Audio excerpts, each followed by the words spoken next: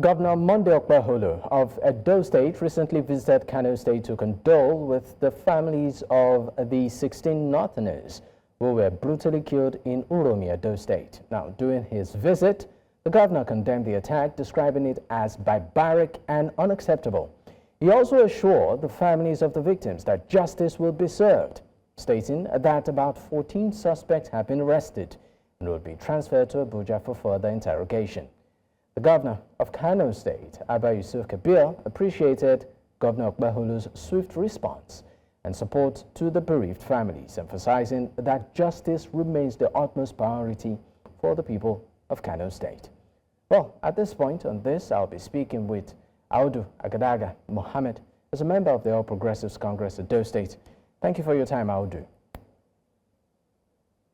Thank you for having me, and good evening, viewers across the globe. Good to be here again.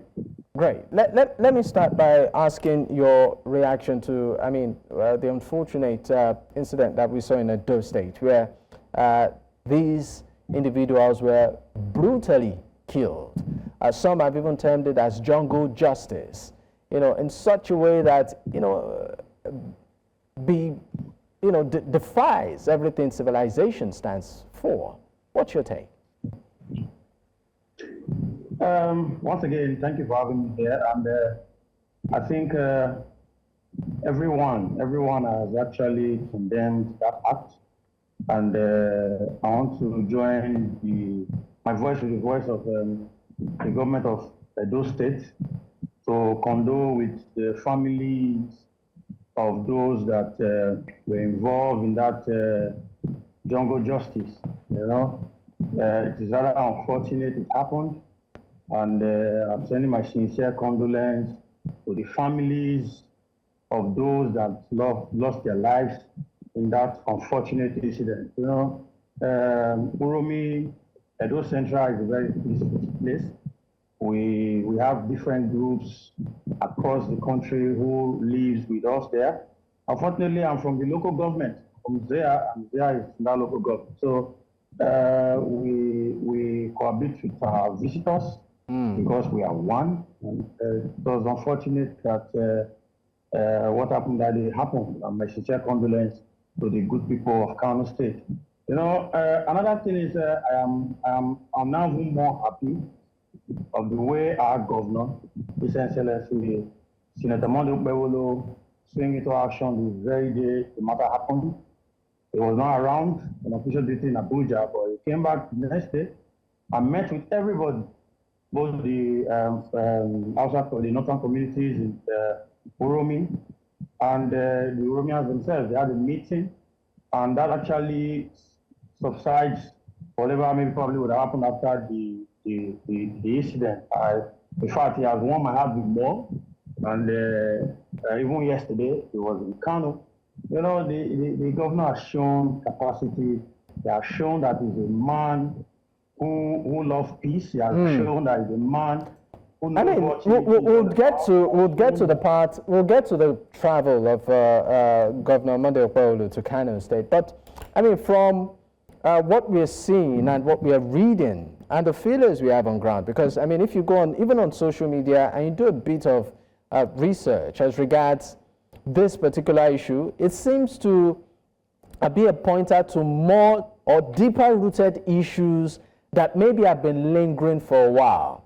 While initially the identities of these individuals were not pretty much established, they branded them as kidnappers. But later it became clear that these people were hunters, even though some community members said maybe they were even herders, right? So my question to you is this. It's a pointer to deeper security concerns, particularly in that region, because some residents have said, we've been having this issue of herders who come to the farms, who destroy crops. There have been complaints. The government really didn't do much, and that they didn't trust the government enough, and that's why they took laws into their hands. I would like you to speak on that. You say you are from that community.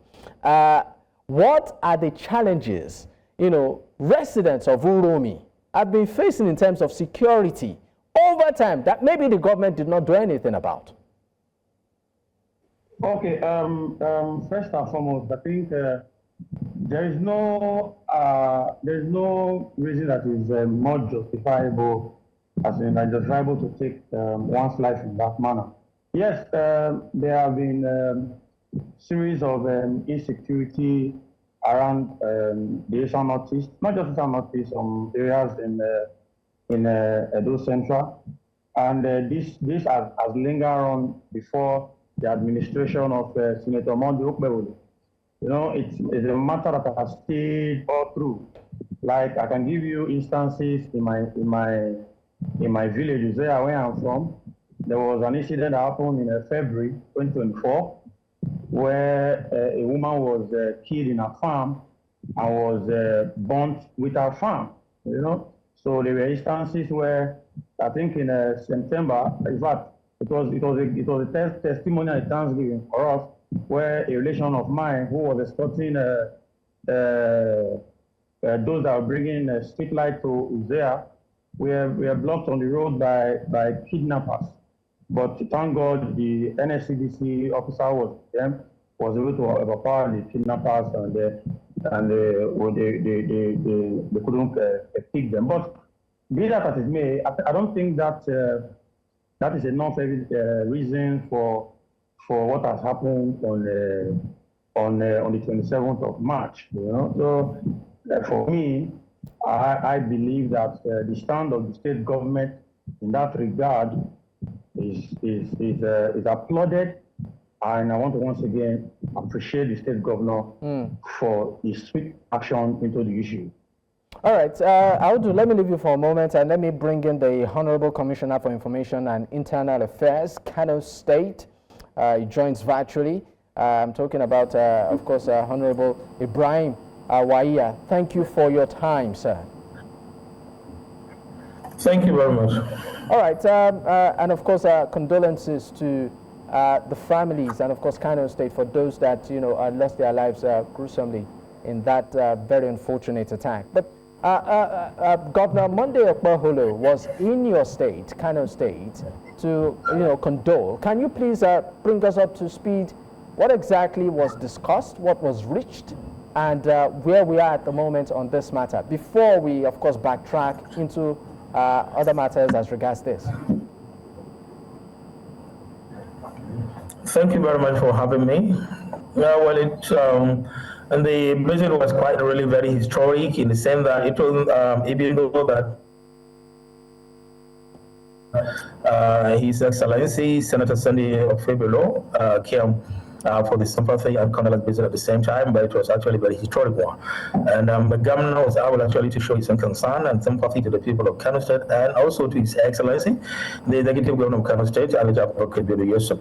And what was actually discussed was the governor showed so much of his concern about the tragic incident, and he assured the people of Kano that he would do everything possible to get justice for the affected victims. At the same time, also extending the hand of friendship to the governor, his own colleague, his counterpart, to work towards getting justice for the affected victims at the same time. And he also shared some of the information, especially some of the measures that he has already started taking, where he assured the governor, he was able to inform the governor that first, so far about 14 suspects were arrested who were actually alleged to be involved in the incident, and they've been interrogated now, and he assured that he will not leave any stone unturned until when all those concerned, all those involved in the incident are brought to book. And he also assured the governor, the executive governor of Kano State, that he would do everything possible to ensure that our compensation is paid to the families of the victims. These are some of the things that he has really shared with His Excellency, the executive governor of Kano State. And he was so very much remorseful and sympathetic of what happened. And he also shared some of the historical attachment that he has gotten with the Kano as a state, because he one time lived in Kano, He described himself as a Kano Indian at the same time because he lived in about two places in Kano. So actually, the governor was actually is a very nice person, and he had actually demonstrated a sense of responsibility and commitment. And he was not really happy with what happened, and we really understand that. Our governor was actually able to understand that the governor was never involved in anything like that, and he has never encouraged this kind of barbaric attitude. All right, Honorable Ibrahim Waiya, if you can hear me, of course we would definitely pick up and would sort of establish or backtrack on the identities of this individual. But let's go on a quick break. Once we return, we'll definitely continue. Stay with us. Many thanks for staying with us. It's still Politics HQ on News Central Television, and I still have my guest with me, the Honorable Commissioner for Information and Internal Affairs, Kano State, Honorable Ibrahim Waiya. I also have Audu Agadaga-Mohammed, is a member of the All Progressives Congress. He also joins virtually. Gentlemen, thank you for staying with me. Let me still stay with you, Honorable Waiya. Now, as regards the identities of these victims, initially, what we were hearing was that they were kidnappers. At some point, they said no, they were not kidnappers, but headers. And then some said they were hunters. What exactly, have you been able to confirm the identities of the victims who were unfortunately killed?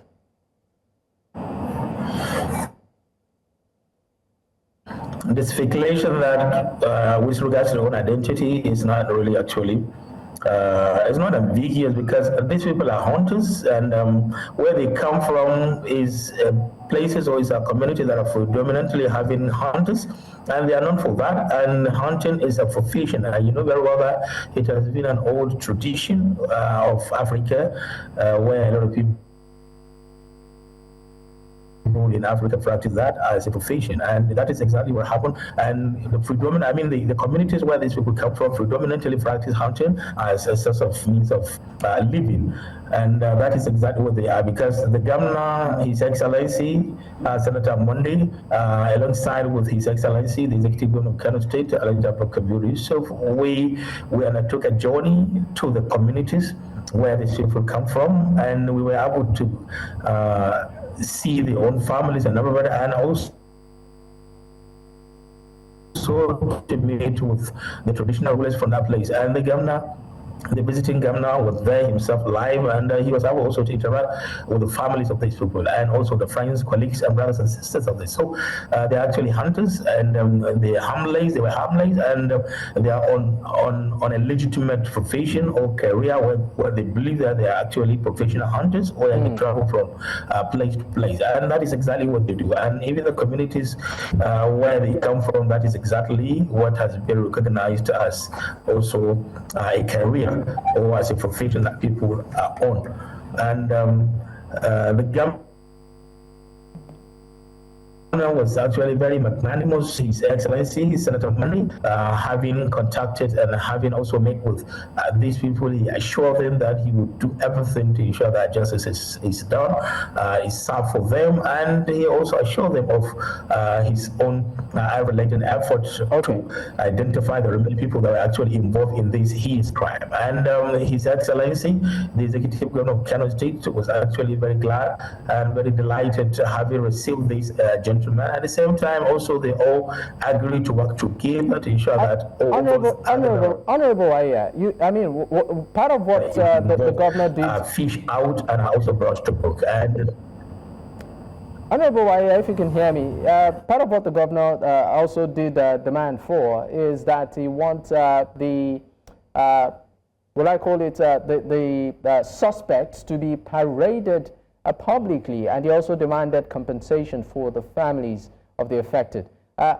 Would you like to shed quickly in 30 seconds more light on that?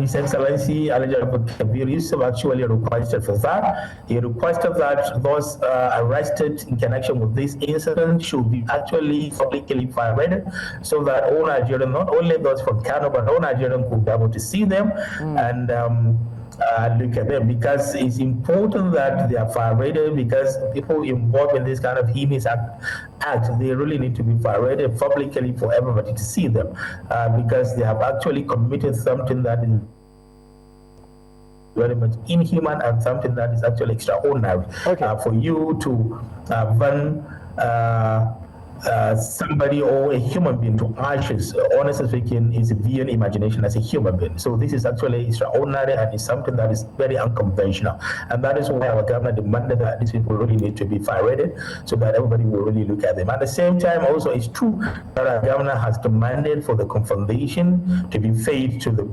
victims of the family of the victims. I mean, to the families of the victims, and it's quite really true. And His Excellency, Senator Monday, has actually promised that. He pledged that he's going to ensure that compensation is paid. Okay.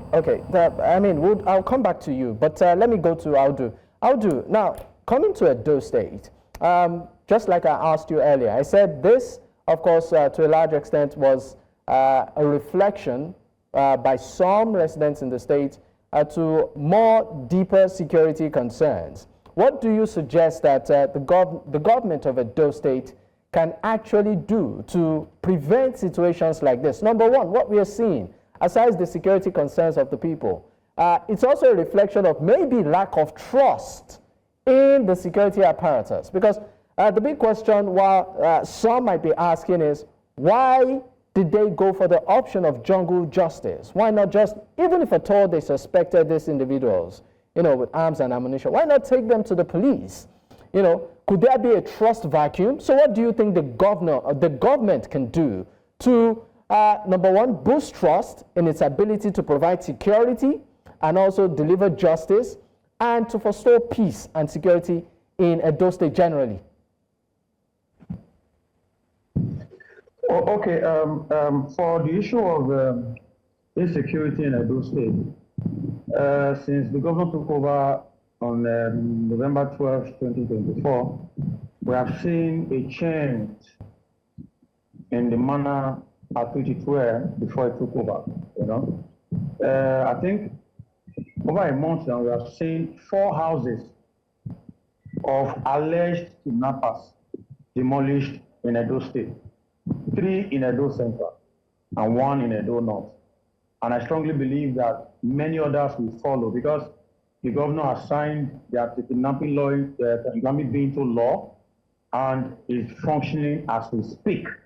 What is happening in Edo State is zero tolerance to criminality of all sorts, And I believe that we have recorded massive changes in the area of security. We have recorded, as I said before, 4 houses have been demolished of those who have confessed to be kidnappers in Edo State. And I can tell you, the security agencies are working day and night. The governor came into power and discovered that these our security agencies in Edo, the police, civil defense, the army, were using rickety Sienna buses or cars that were bought for them by the previous administration.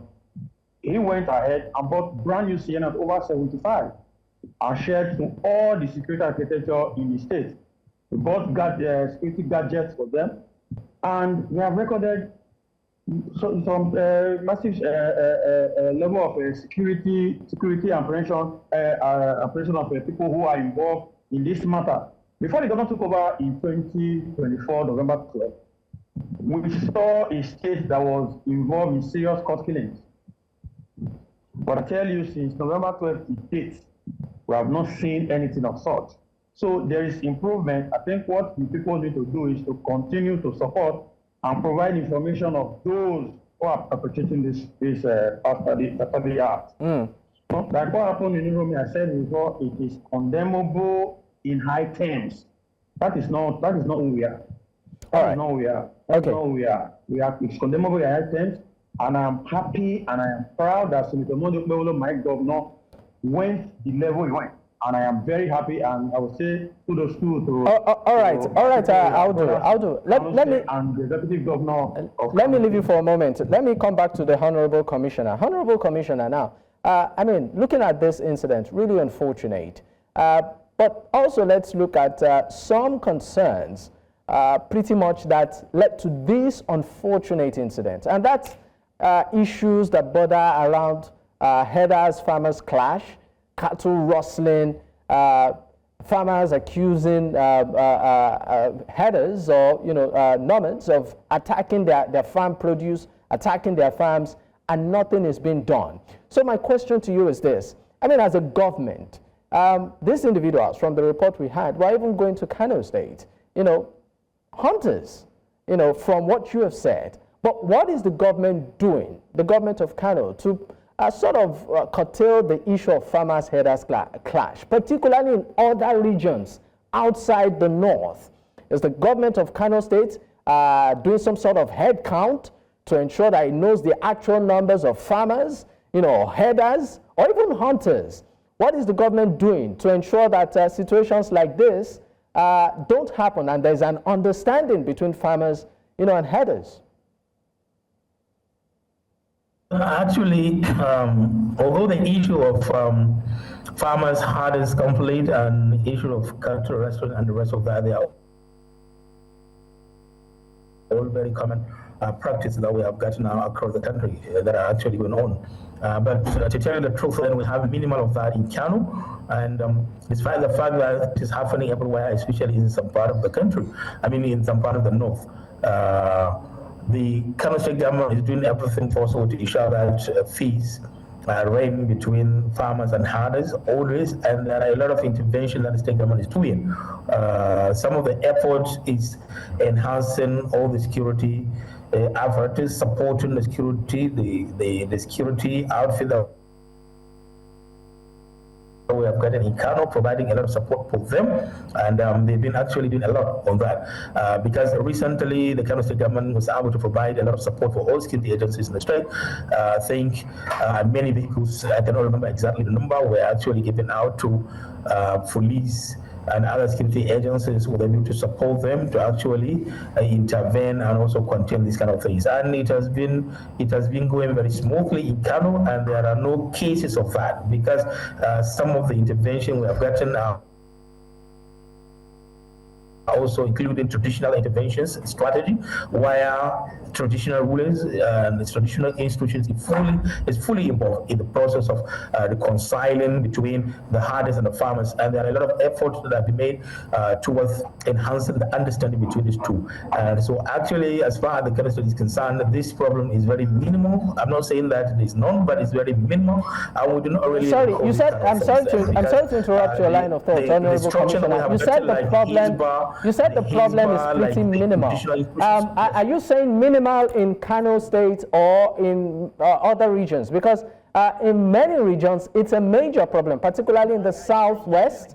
There are real concerns as regards this. Many farmers are saying, you know what, we have Marundas coming to our farms to destroy them, and we've been complaining and nothing seems to be done. Hello, can you come again? The last one. So you said the problem is pretty minimal, and I'm asking at what scale? Are you talking about Kano State or generally across the nation? Because daily, particularly in areas in the southwest, even in the southeast, there are complaints and concern on this issue. Excuse me? I'm giving you an example of Kano, but even around the north completely, as far as the north is concerned, I know there are cases of these hardest farmers conflict going on already, but effort have been actually made by many of the governors in the region, especially involving traditional leaders into the whole thing, and also some of the traditional security architecture that we're also deploying to contain these kind of things. And honestly speaking, effort have been made, and I know of that there are many efforts that have been made now by some of the civil society organizations that are working on issues to do with peace and security, which I was also part of then before, that we've been making towards enhancing the understanding between herders and farmers, and that is why actually the problem is so minimal. There are still issues like that, and they are of concern to the people, but as far as the Kano and some also part of the north is concerned, this issue is not actually so much high now. compare with what has been happening or what happened in the past. We've been able to contain that, and some of the measures, like especially in the Northwest, I know of the security committee established by the Northwestern governors that are actually doing a lot. And there are also some traditional or some local security architecture that are now being established by some of our governors, like in Sokoto, in Zamfara, in Katsina, and now coming to Kano, the neighborhood watch. These are all some of the strategy our governors are actually deploying to see what they can do to actually contain this kind of thing. Because most of these problems, they are traditional, and most of them, they have been there for long, and you need only a local approach, a local strategy to contain them, actually, because they have been there for long, and they've been there for ages. But now with this increasing civilization among the people are now beginning to understand and also appreciate the boundary and how they can relate with the other part or with the other constituency there. So actually the problem is now a bit minimal as far as this is concerned. The only thing probably we need to do is the federal government intervention, Honorable Waiya. Create a route Honorable for Waiya. farmers. We'll definitely come back to, of course, your thoughts on this, but we need to go on a quick break. When we return, we'll definitely catch up. Stay with us.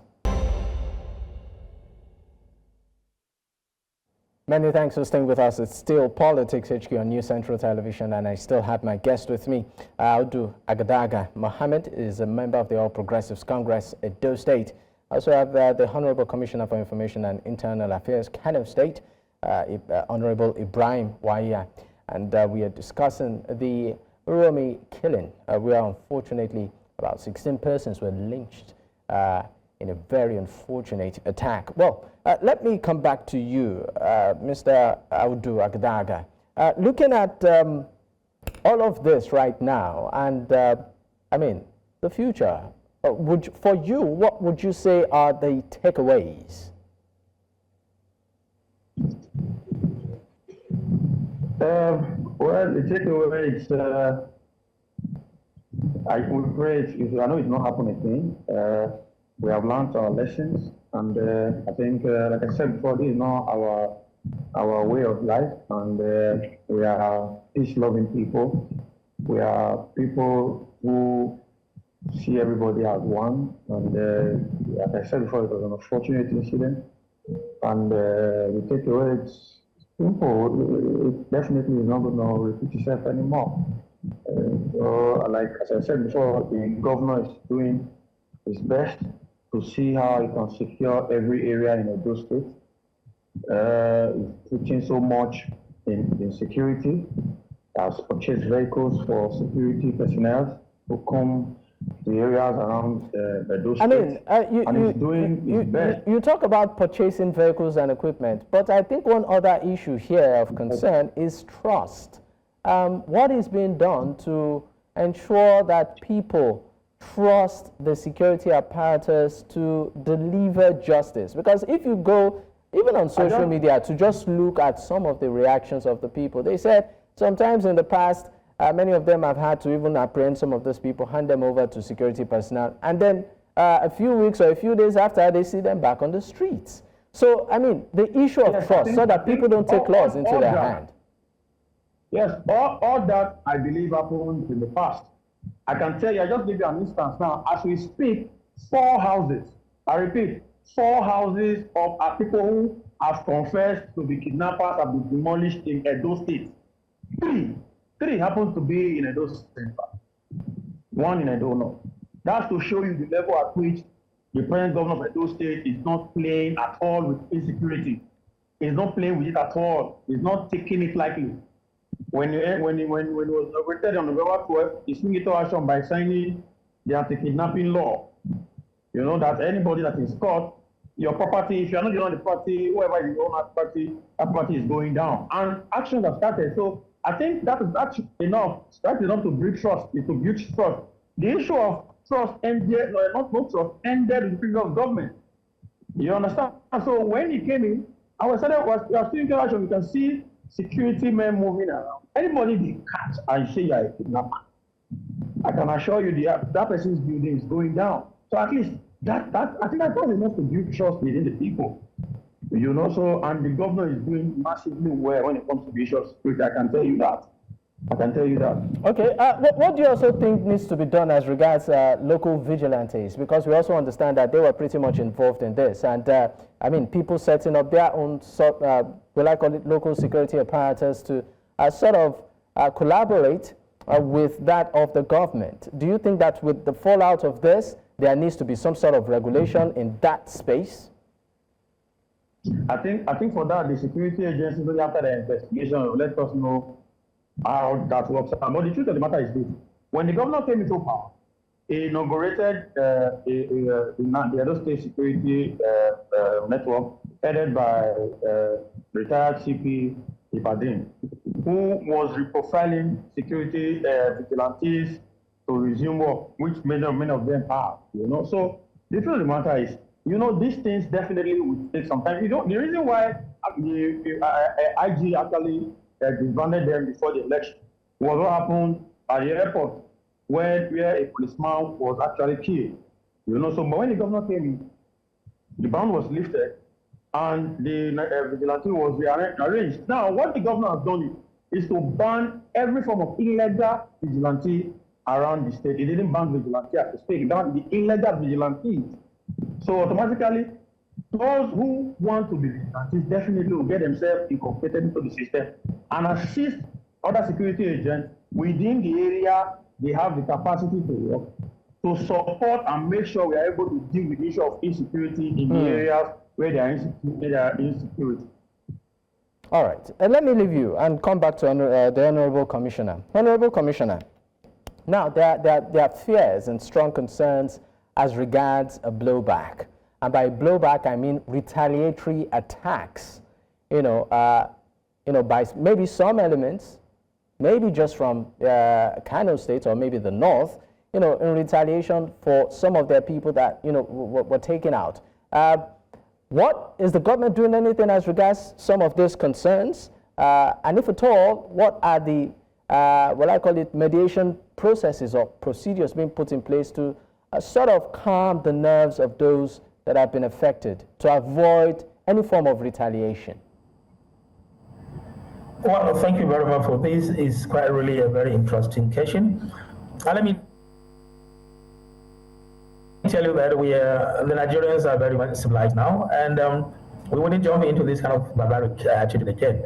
The governor of Edo State is a very nice person, very humble, very responsible, and he has really shown a lot of concern over this. And we wouldn't in any way believe that he has a hand in this kind of thing, because he was not really happy with the whole thing.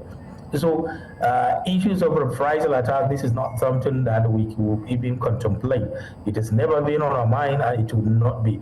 Our youth are very much calm, because His Excellency, the Executive Governor of Kano State, Abba Kabir, Yusuf, has already appealed to them to calm, that they should not take they should not take laws into their own hands, and they should not do anything that will actually jeopardize the relationship between the two states. The two states, the Kano State and Edo State, have been very good friends, and we have a very historical ties, a long one, a very fulfilling for ages, and we wouldn't want to really actually jeopardize simply because of this.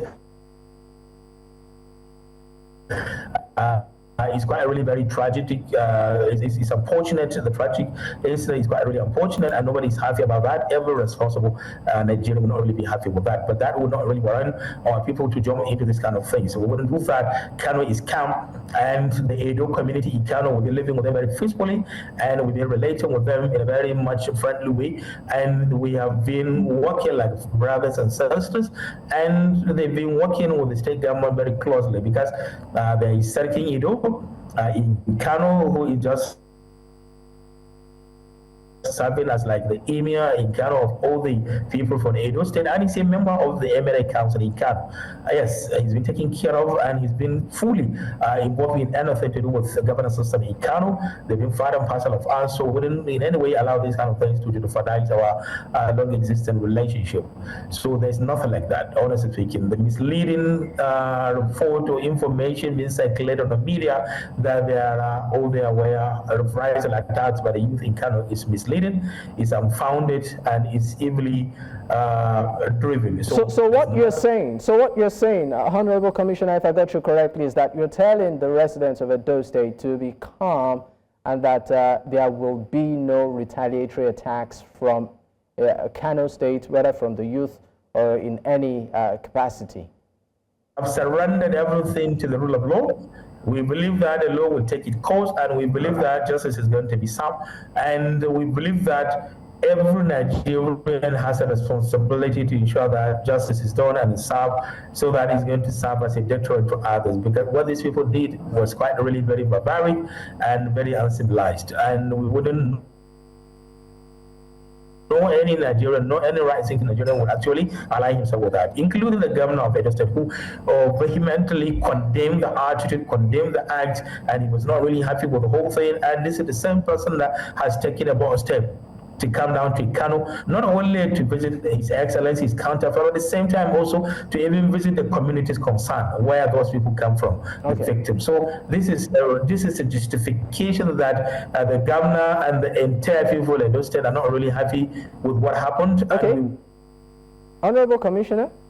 Wouldn't in any way blame them for this, because we believe that actually it's not in the best interest of the good people of Edo State, and we know very well they're not endorsing this kind of attitude, and they too, they also condemn that. So we know very well that those few elements that have actually gone far to do these kind of things, they are really unwanted elements in the society, and they are inhuman, and we should all condemn them simply because of their own attitude, not because of where they come from. Okay. We have become so civilized now that we're not really.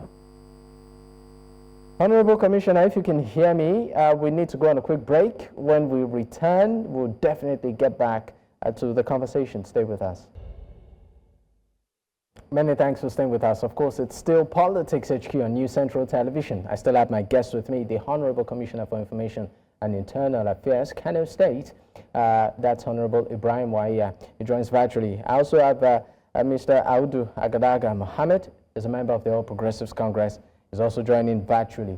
Thank you for your time, gentlemen. We are still, of course, on the killing in a very unfortunate killing in Uromi. But before I let you go, Honorable Commissioner, I'd like to take your final thoughts, on this matter. We know that Kano State has sent a delegation to Edo State, and you, in your statement, were talking about collaboration. So can you just give us in bullet points, 30 seconds, the context or the content of this collaboration, and what maybe both residents of Kano and Edo State should expect in the coming weeks?